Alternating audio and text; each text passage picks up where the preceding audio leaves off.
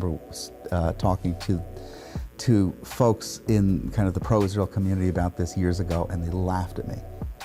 Kind of very well-known philanthropists and activists and whatever, they laughed in my face. What is the line between criticism of Israel and being blatantly anti-Semitic? Anti-Semitism is not racism. It's not just bigotry. It's not just like, hey, I don't like you because you have these characteristics. Anti-Semitism is a kind of totalizing mind virus. We're not giving land back to Native Americans, and there was a victor, and that's happened all over the world, and that's just that, and it doesn't make us an illegitimate state.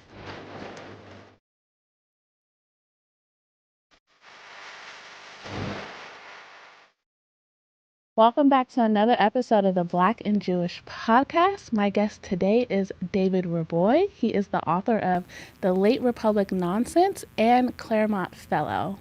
David, thank you for being here today. Great to be with you. I'm so excited to speak with you because I know you're a media strategist, you worked in counterterrorism, and you just have a long history in government, terrorism, and media.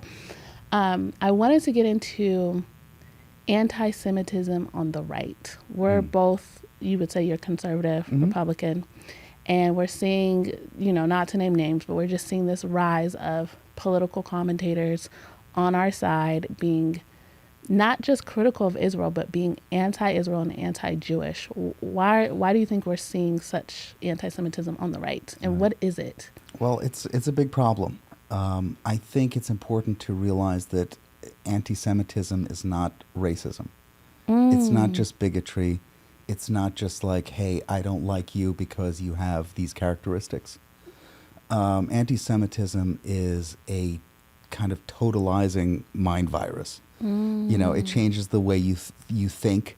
It changes the way you perceive things that happen in the world. And it leads you down, dark roads, not dark roads because they're, ugly and gross, but they are. It leads you down paths where you don't understand what's happening in the world and why. Because you can say, oh, well, there's a Jew behind every, terrible thing. And that's kind of what we're seeing now. Right. And like all big conspiracy theories, anti-Semitism is like the granddaddy of conspiracy theories. Yeah. Like all of these things, it serves a purpose. It helps people make sense of a chaotic universe. So, it's a lot easier for you to imagine that somebody somewhere is in control. And this is all following a plan, as opposed to the reality of it, which is that people, governments and corporations and whatever, they make a whole lot of mistakes. They're mostly led by deeply stupid and incapable people. Right. And we're flying blind. Yeah. Now that's terrifying. Yeah. It's much easier to go back and they say, oh, it's all the Jews, it's all the Freemasons, the Bilderbergers, the this, the right. that. And every time they execute their evil plan, it's perfect. And they always get what they want. David, what do you say to the people on the right who are like, if we criticize Israel, that is now anti-Semitism? What is the line between criticism of Israel and being blatantly anti-Semitic? Well, I think that's really easy. That line is really, really bright and obvious in a way in which, it's, there is no other country that, if you don't like the policies that Italy, the policies of the Italian government, you don't say, well, Italy is illegitimate. Right. And that, all its enemies deserve to destroy it and, blah, blah, blah, blah, blah. That word criticism, a lot can hide behind that word criticism. Right. I'm a critic of the Israeli government. I've been all my life. I was opposed to Oslo. That put me in a very, that I'm opposed to the two-state solution. That puts me completely at odds with the Israeli governments going back, 20 years or more. Right. that's criticism. It's not criticism to say, well, this country is illegitimate, and all the people should be genocided, and its existence is a mistake. David, do you think from some of the big main commentators that we are seeing, do you think it's a grift for them, or do you believe that they are deeply actually anti-Semitic, or it's just popular, it's something that's clickbait, and it's something that they can make money off of right now in this moment? It's probably both. I think it was very easy to see on Twitter, I don't know other social media networks, but where I am on Twitter, it was very easy to see that after October 7th, people who were engaging in kind of weird, theorizing on one hand, on the other hand, who were kind of, genuflecting to Hamas and bashing Israel, they would see their engagements pop off. Right. And in many ways, Elon Musk is responsible for some of this because by monetizing Twitter, he's made it so that you can make a really good living, right? Conceivably, right? Off the backs of bots, or hey, millions of people in Pakistan and China and wherever who are who are kind of just giving money to this and engagement to these types of posts. So yeah, I mean, it's really good business. Yeah. In addition to it being horrible. Do you think what we see on social media is an actual clear reflection of what is maybe fact for Americans? Like it may feel like most Americans are not supportive of the Jewish people or Israel, and based on what we see online. But do you think that indicator is indicating factually, or do you think data's on our side to say no, most Americans support Israel and furthermore support the Jewish people? I think it's mixed. Obviously, whoever's coming to tell you to talk about this story has their own particular, biases related to, what kind of their interests are. Yeah. There are folks who, for example, would love to say yes. The Americans love Jews, as evidenced by what the politicians say, as evidenced by all the public polling, et cetera, and that's all true. Yeah. For example, you will never have a, even someone like Kamala Harris, who desperately wanted to bash Israel as much as she could. Yes. She knew that there was a line because people in her own party, even Democrats, would go against her if she, if she came out and she did this, which really explained this whole thing goes back to Obama. Yeah. When he was doing kind of exactly this, which is to talk, to talk very supportively of Israel, but on the other hand, policy-wise, try to undermine it, hoping that Jewish Democrats wouldn't get wise to the whole thing. They'd hear the nice rhetoric and they'd forget about the policy. So that's a reality, and that's a really good argument for why. Why the American people do support Israel, support the right of the Jewish people to survive. Yeah. But on the other hand, you do have a lot of craziness on social media. Yeah. And we can say that, I would say the 50% rule. 50%, let's say 50% is fake, but still the 50% that's real, even if we say that, is something to contend with. It's still large. It's still large, and there are a variety of ways, I think, of kind of combating that and pushing back on it. I think the only way to do it at the end of the day is just with facts, with kind of better, smarter advocacy that addresses a lot of the concerns that that people have. Some people actually have legitimate concerns, for example, about foreign aid. Yeah. And about military interventions and about, things like this. And in the absence of truth and true facts about these issues, you get people who fill it up with nonsense. Yeah.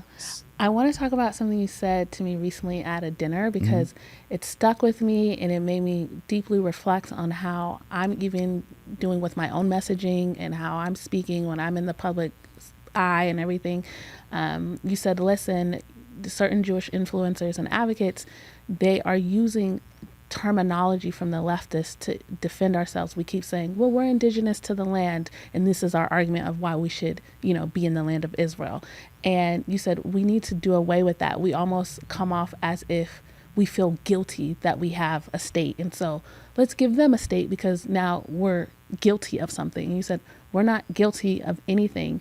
Can you talk more about that and more about strategies that young people can use in their advocacy and with right terminology to explain why Israel has the right to defend itself and why Israel is a sovereign state that doesn't have to use the terms of the leftists? Right. Yes, I think it's a big, I think it's a huge issue. So it goes back many, many years because it, really having to do with the nature of the, American Jewish community and its relationship to Israel, etc. For a lot of American Jews, their kind of primary, their primary identity is this idea of, the liberal promise of America and kind of all this stuff that kind of goes along with it. And in the case of Israel, Israel is the only country that needs to constantly re-justify its existence. Right. It constantly needs to be held to, the standard when there's no other country that's held to any standard. I mean, we're even at the point where there's no terrorist group that's held to any standard. Right. So I think there needs to be a kind of recognition of that. And you kind of deal with that by saying, no, it's not, we're not legitimate because we're good. We're not legitimate because, Israel isn't legitimate because it sends aid to Turkey when there is an earthquake. Yeah. Or to here or to there, or how many Palestinian medical patients, cancer patients, it'll take into its hospitals and whatever. None of that matters. It's all like really nice and everything. And frankly, the audience for that are liberal Jews who need to be convinced. But that doesn't work, and it doesn't work by. I mean, I'm of a kind of mixed mind when it comes to like October 7th. Terrible, horrible things. The images will stick with most decent people for the rest of their lives. Yeah. On one hand, it's important to show that because this is who, this is who we're dealing with. This is who Israel is dealing with on a daily basis. When Americans talk about the two-state solution, this is the other state that they're talking that they're talking about, creating and supporting. So I mean, that's important. On the other hand, there's a point at which it gets to be a little too much. And it leans into this idea of Jewish victimhood that comes from our history, it comes from the Holocaust, and it's a really comfortable place to be. Like, we know how to do that, we know how to mourn dead Jews. Yeah. It doesn't do anything for our PR. It doesn't convince many people to say, you know what, I support Israel now. You know what does? What does is the beeper stuff. What does is successful terrorist operations, in Entebbe, bombing Saddam's reactor, taking out, Mossad's amazing, spy novel operations are the things that are really impressive. The 6-Day War. Yeah. Israel's miraculous victory in the 6-Day War did more to, for Israel's PR in the United States than anything else. And you still see it. You go on YouTube right now and you see, History Channel videos about the 6-Day War, and they've got millions of hits. Right. And those aren't Jews watching them over and over again. So we need to show a sign of strength and victory. Yeah. What do you say when, I remember I was in Israel for October 7th, and then, in the coming weeks and the months, we started talking about food aid trucks. And, so we did a whole episode on another show that I was a part of like, look at all the aid trucks that Israel's letting in. And we kept, because we were getting hammered in the media about they're not letting aid in. So again, we went into this messaging of like, look at all the good stuff we're doing. But now that I'm listening to you, like in those instances, what should our PR strategy be? Like, what should our communication strategy actually be? Because we were just like scrambling, like, no, we're great. We send in aid trucks. Look at all the aid trucks we're sending in, and it's always trying to defend ourselves based off the good things that we're doing for the people while we're fighting a war. And nobody's going to believe it anyway. No one believed it. I mean, we know that. And the one aid truck that got hit, unfortunately, in Israel came out and took responsibility for that aid truck that they hit on accident. Still, everyone, like, they didn't believe it, and it didn't do anything for me to sit in front of the camera and say, but look at all the hundreds of food aid trucks that are going into Israel, and look at Hamas stopping the aid to get to their people. Right. Like, no one cared. They still were like #genocide. Yes. You're not going to stop that. Yeah. It's important to know you're not going to stop that. However, the culpability of the United States government, or let's say the administration, for things like that can't be overstated. I mean, the Biden administration absolutely helped these accusations. Yeah. I mean, the State Department was making them. Yeah. Susan Rice was literally making them. She was talking about, famines, in Gaza based on nonsense, BS, anti-Israel reports. Yeah.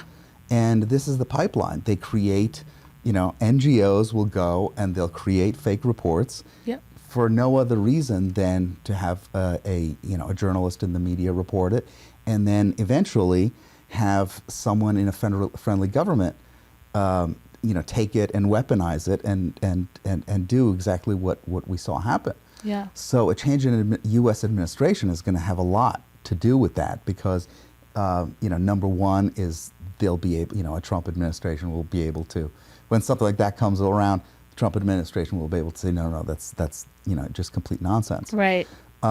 So that has a real effect. And why do you think they're believing all these false reports, even when we come out in the media and we say, well, there hasn't been any NGOs, Red Cross, no one has even checked in on the hostages. That doesn't move anyone else who's anti-Israel. It's like they didn't even check in on our hostages at all. But, if we come out and say that, I don't know, I'm just saying you never win. No, you never. Well, okay, so that's step one. Okay. It's important to collaborate, to calibrate expectations. Okay. And say these entities will always be, there's no depth to which they won't sink. I mean, I remember I have a friend who was, who we were disagreeing many years ago on Gaza disengagement, and I was opposed to it, and she was for it, and she said, look, Hamas is going to take over in Gaza, and the entire world will look around and they'll see, look, it's Israel fighting Hamas, a terrorist group, jihadis who do X, Y, and Z, and there's nobody who's going to be able to look at this and say, this is the same, or I even support Hamas. Wow. But I said, don't think about it, because there's literally no horrible group or person that will show up that will not be embraced if they fight Israel. Wow. David, what do you think our efforts should be for those who are in media and communications? Should our efforts be to show just we're a strong people, we're never leaving the land, and that be our messaging, and we just move away from always defending every action that happens? And do you think that our efforts as advocates, should we be focused more on the Jewish community and strengthening our community rather than defending and trying to gain support for our community? Where should our efforts be placed that you think would be the most effective?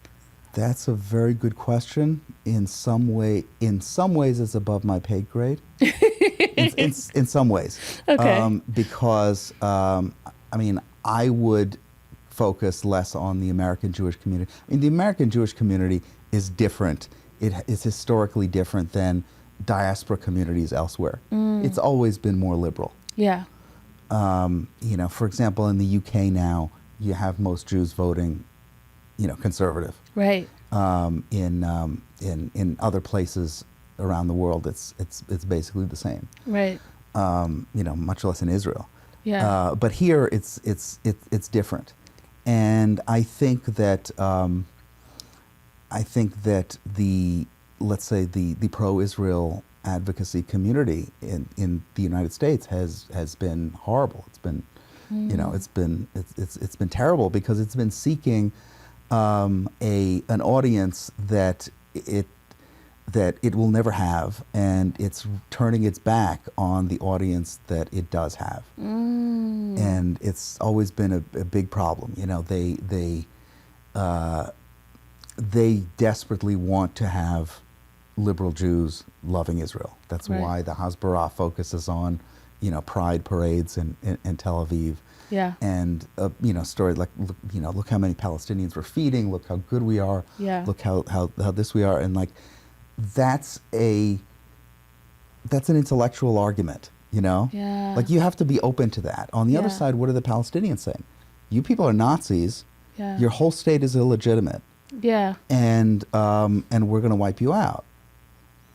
And the response is kind of, you know, not the same. And it's never been the same historically. I mean, in Israel, you had, you know, someone like Kahana, whose Yeah. party was banned Yeah. for saying things about the Palestinians and the Arabs that are like He said, drive them out. a 20th as bad as anything you see on Palestinian TV. Right. So there's always been that mismatch. And a certain amount of that mismatch, I guess, is fine. Yeah. But it's just, it kind of distorts the whole conversation. I would agree with you. I would say, we're here. This is it. You're not going to make us leave. Yeah. And you're going to have to deal with it. Yeah. And for a lot of the civilized Muslim countries in the region, they've realized this. Yeah. And they've come to terms with it. And for like the Saudis and the Emiratis and you know, and these folks, they look around and they say, hey, look, here's Israel. It's a technological, you know, and financial marvel.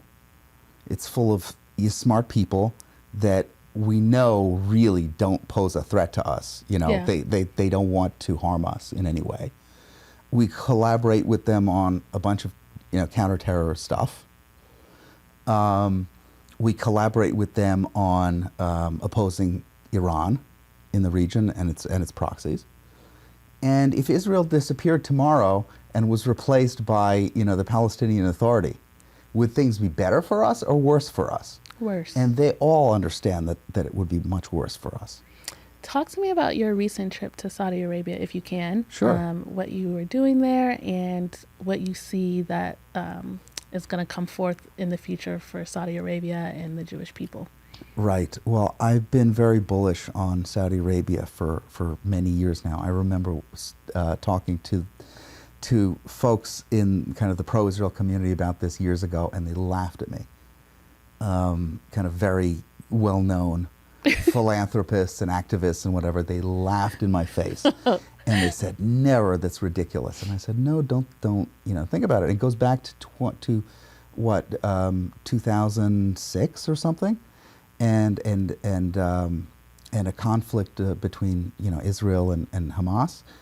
And, you know, we saw the Saudis, you know, saying, finish Hamas, it will be a good thing. Yeah. And then we saw that, and then we saw the rise of MBS. Yeah. And MBS has been, you know, changing things kind of from the ground up, from the top down, but also from the ground up, ideologically in Saudi Arabia.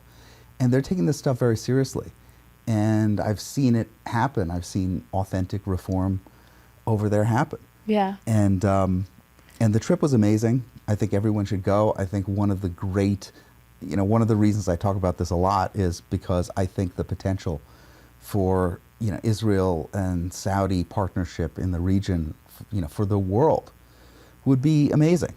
You told me they're building a museum there, a Jewish museum? They're doing, they're sort of, for the first time, they're speaking about pre-Islamic Arabia, which includes, which includes Jews and other tribes, and that's a kind of big no-no, for Islamists.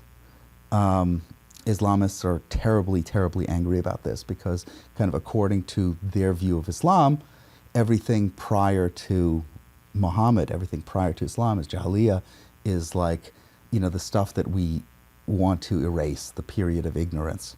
Oh, wow. So they don't even learn it. So they don't learn it. They try to actively erase it, which is we see these guys when they're destroying, statues in Afghanistan, monuments, things like that. They're destroying churches. They're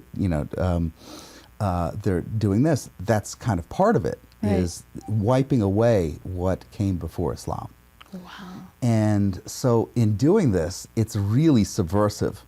And the Islamists understand that it's exactly subversive. Yeah. They totally get it. Yeah. There is a place in the desert in Saudi Arabia called Alula, which is very, very beautiful, and it's historic.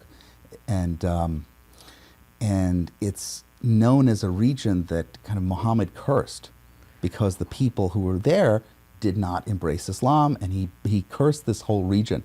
And so for, 1,000 years, people didn't go there because it was like, this place is cursed. So MBS goes and he builds a resort city, and they made it a UNESCO World Heritage Site because it's beautiful and it's ancient and there's old civilizations there.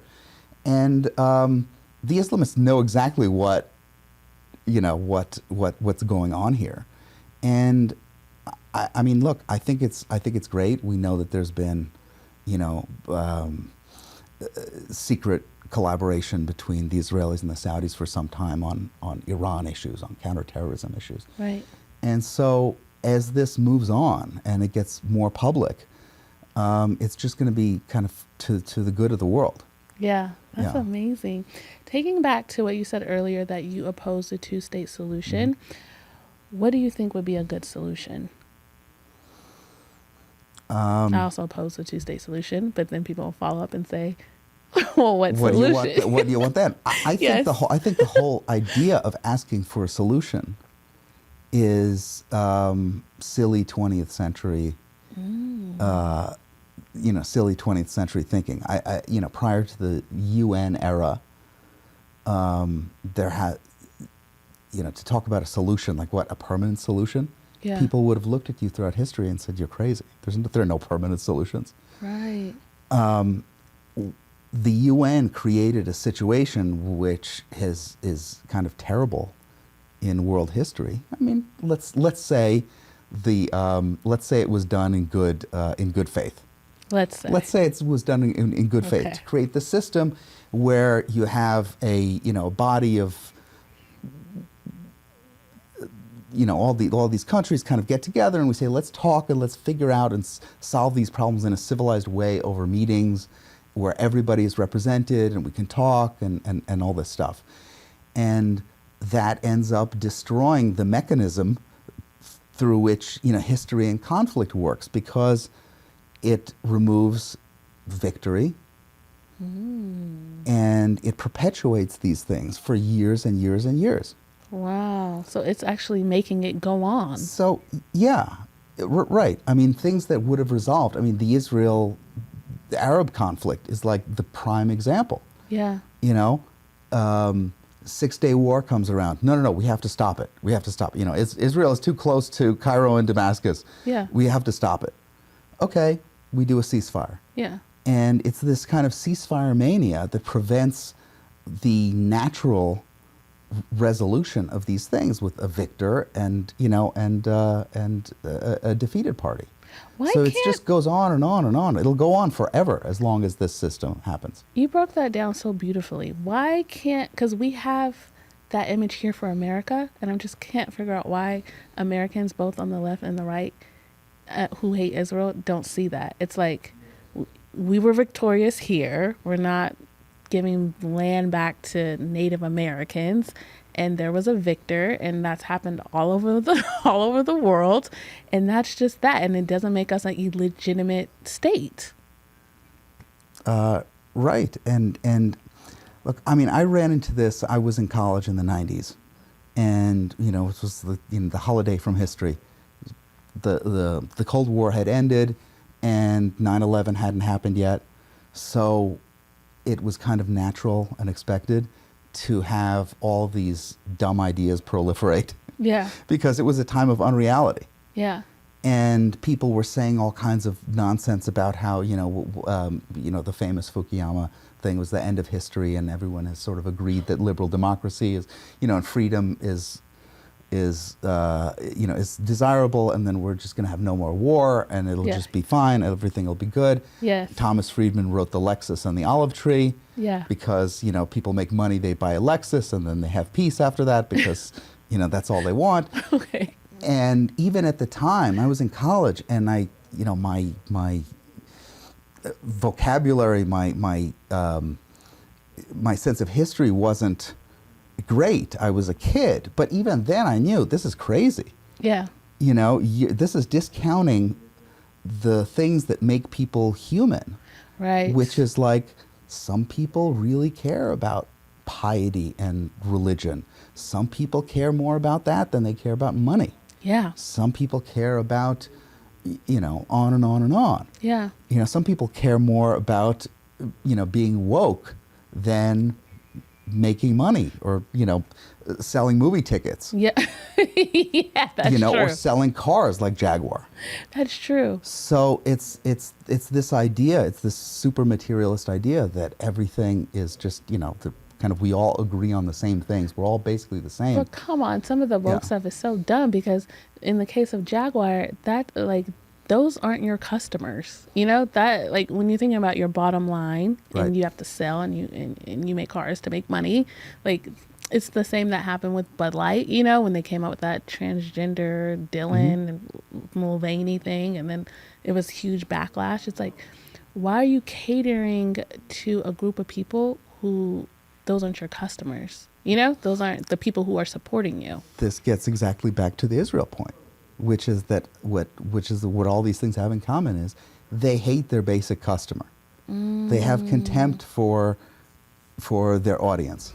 And they're constantly trying to shock them because they're chasing an audience that they really want for one reason or another, more than the audience that they have. Wow. Yeah. I understand that.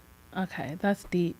I hope everyone listening, especially if they're in advocacy and media, really take that point and think about it as they're strategizing of how they want to advocate and represent for Israel, because I think that's deep. It makes me, like I said, once we had that talk, I've just been really reflective of how I want to, speak with messaging. So thank you so much for that. Don't apologize. Yeah. You don't have to justify yourself. I don't think the Jewish people or Israel have any special obligation to justify themselves more than any other people. Yeah. Which is basically zero. Yeah. Yeah. The Russians have the chutzpah to say, like Putin said the other day, Israel should not, should not take parts of Syria, defensively for a buffer zone. I'm like, this guy has the balls to say that? Right. Okay. I think you just have to be assertive and say, no, we're here, we're not going. Yeah. And these are our red lines. And I like how you said, respect your customer, respect the base and the customer and the people who do support you. And that's who you should focus on. Do you have any words of encouragement or enlightenment for the American liberal Jew?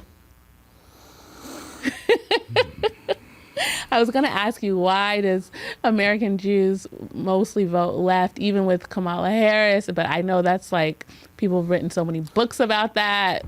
But I'm just thinking, even when they see that these people it's not even they don't just support Israel, they don't support the Jewish people. How do you still vote that way? So It's kind of like when black people just continue to support Democrats, you know? right.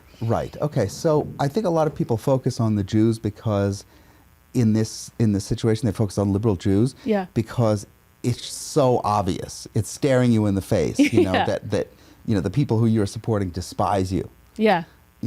But if we kind of zoom out a little bit, it's not that different. These are just libs. These are just leftists.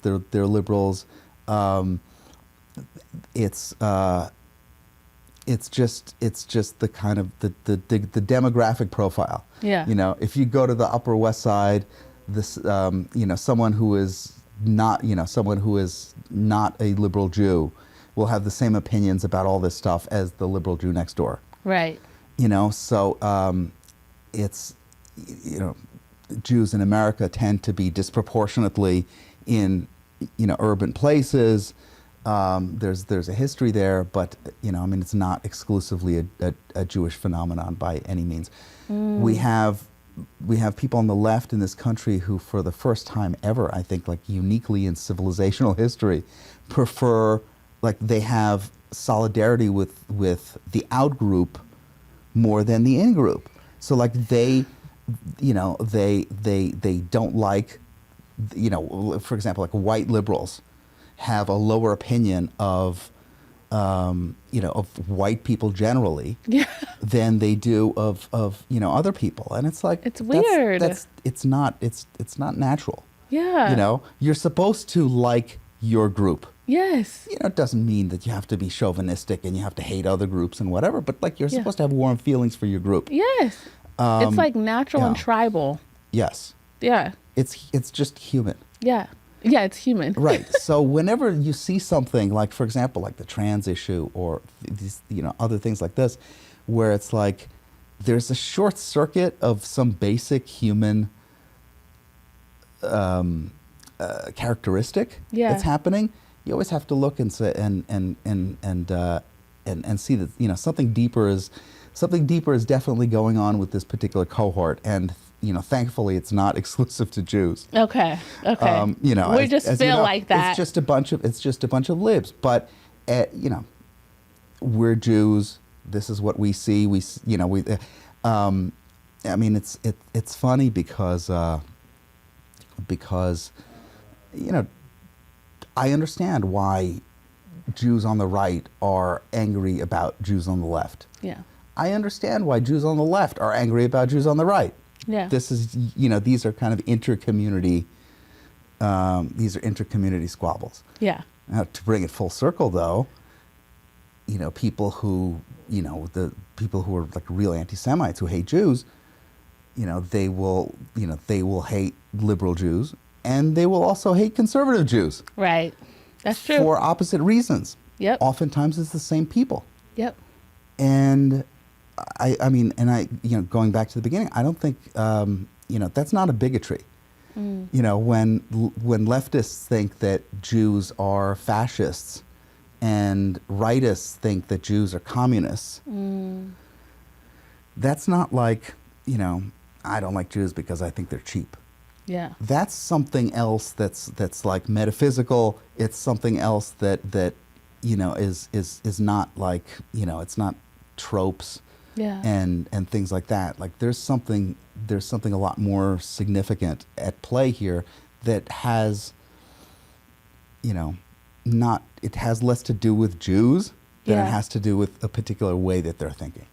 I have one last question before you go. I remember, I think it was like early summer, they came out with this anti-Semitic speech bill, where if you said anything about Israel or certain buzzwords, if you compared Israel to Hitler or something like this, then it was like an anti-hate speech bill.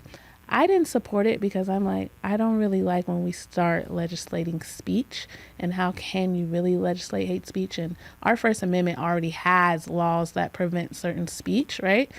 And lots of Jews supported this bill. What is your take on this type of legislation? I agree with you. Do you think that's effective? I agree with you. I don't think it's effective. You had a lot of people, I did not support the bill for exactly the reasons you state. But I thought, that definitionally it was fine. Like the definition of anti-Semitism was fine. Yeah. You know, I don't want to criminalize it. Yeah. But a lot of people took the opportunity there to spread all kinds of lies about the bill. And, you know, I don't think they did it for the right reasons. Yeah. You know, you can say, like we just did, I oppose the bill because I don't believe in any hate speech, you know, laws or regulations. I don't even think hate speech is a concept. Yeah. It's something that I agree with. That's fine. I don't care if they would have said that. Yeah. But instead, they made up lies about the bill and about the definition of anti-Semitism contained in the bill. And, you know, like, to me, that's a bit of a tell. There are folks who didn't know better, who were just confused and you know, and kind of misled. Yeah. Okay, that's okay. That happens. I know people who, you know, of good faith who are misled on that point, who are anything but anti-Semites. Yeah. But definitely there is a, you know, people like, you know, Candace Owens and other people. There's an organized campaign by people who hate Jews to take away the language that we use to object to the things that they say. Right, right. Do you think people like Candace Owens, Nick Fuentes, etc., people have come to me and say, why don't you do a response video to Candace Owens? And I say, like, I think she should be ignored. And then they say, no, she shouldn't be ignored because how large her following is. And if we do not combat the, you know, these things that she says, then other people are being influenced who otherwise weren't anti-Semitic but are now influenced. Do you think those people are really being led and influenced?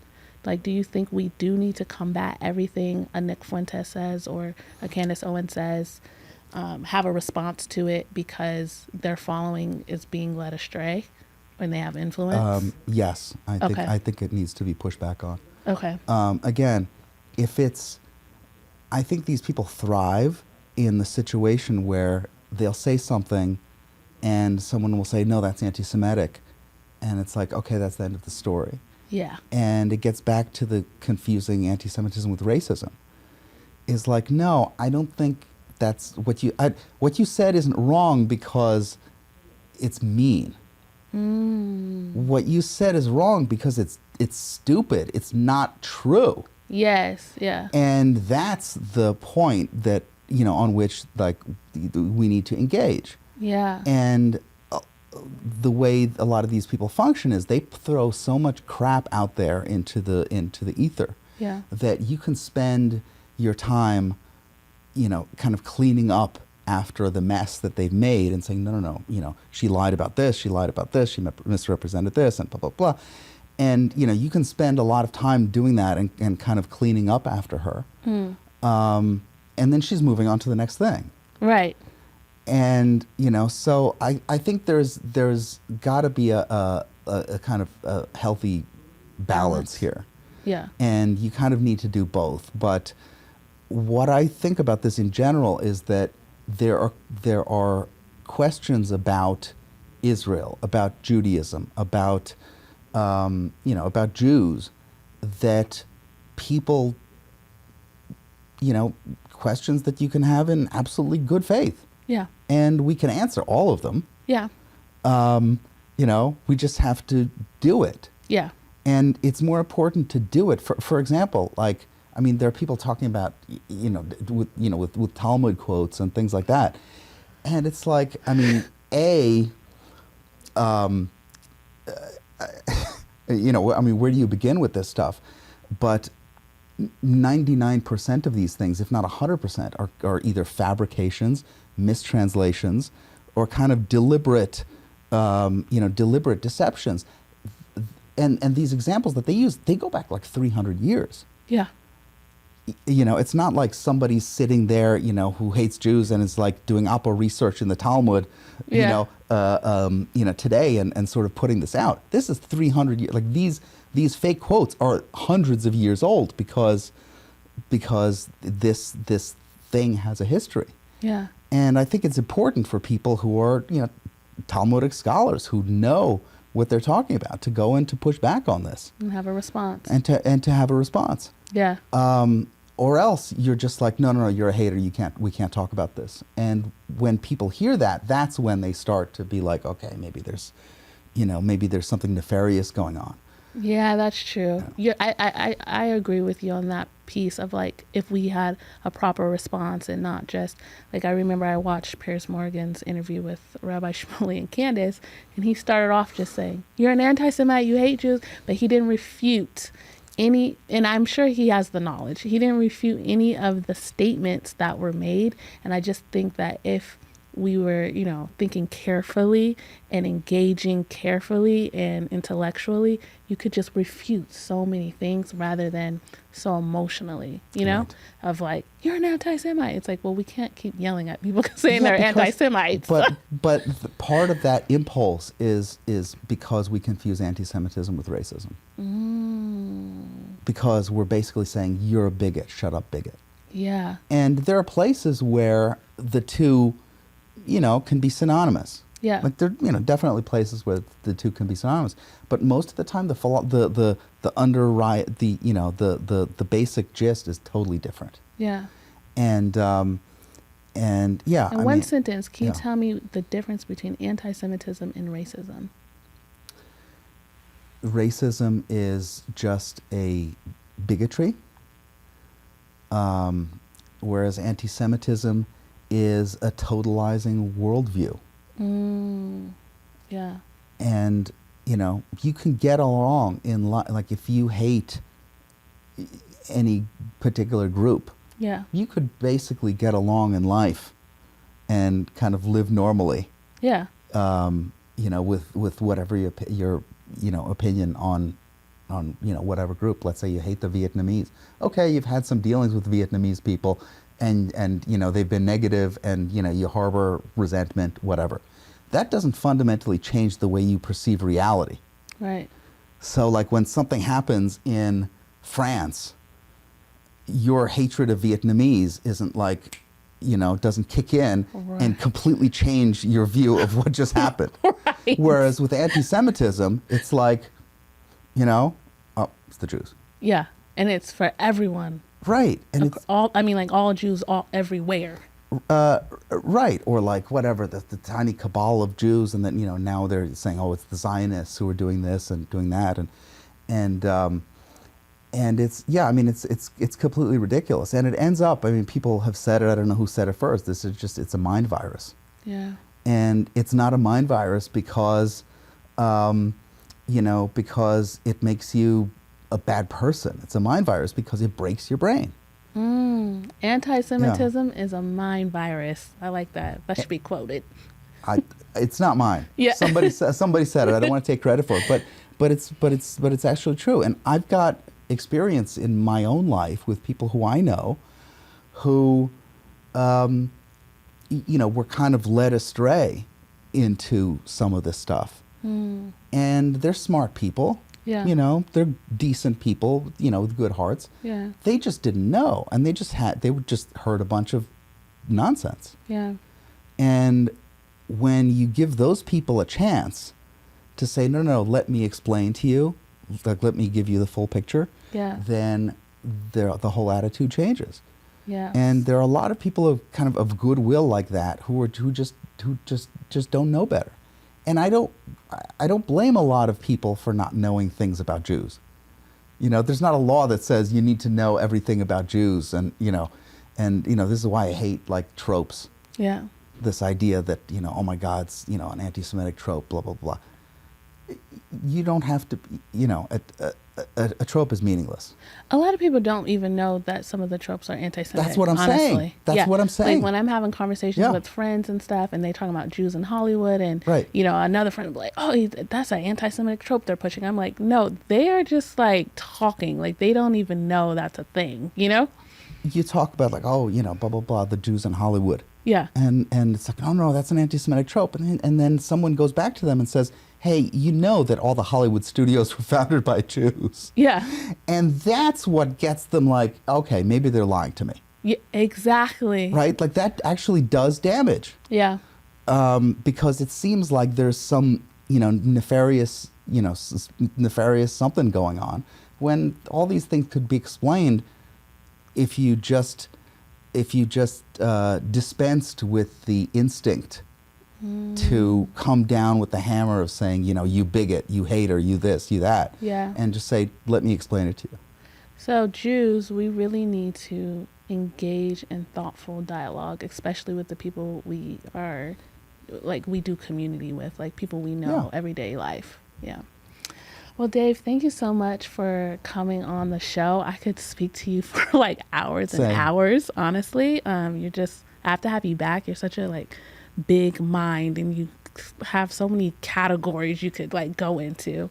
But I really want to also say thank you, because you've made me deeply reflect, and I'm going to continue to reflect, especially on media and how to present our message to the world. So thank you for that. Can you tell everyone where to find you on social media?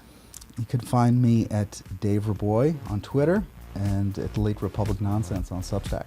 Amazing. Thank you. All right, guys, that is a wrap on the Black and Jewish podcast this week. Please comment, and share. Also, I want you to comment below and tell me, how do you engage thoughtfully with people who think differently than you, or who may have a different perspective than you do?